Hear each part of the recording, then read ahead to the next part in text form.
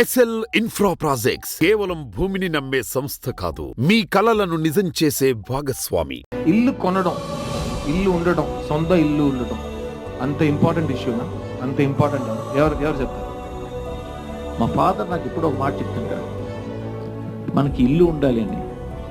ఇల్లు ఎందుకు ఉండాలంటే ఆయన గౌరవం చెప్పారు, మాకు అది చెప్పక. మన ఇల్లు మనకు ఉంటే ఇంట్లో తిన్నావా లేదా, ఏడ్చావా, బాధపడ్డావా, అది బయటవాడికి తెలియదు. అందుకోసం ఇల్లు ఉండాలంట.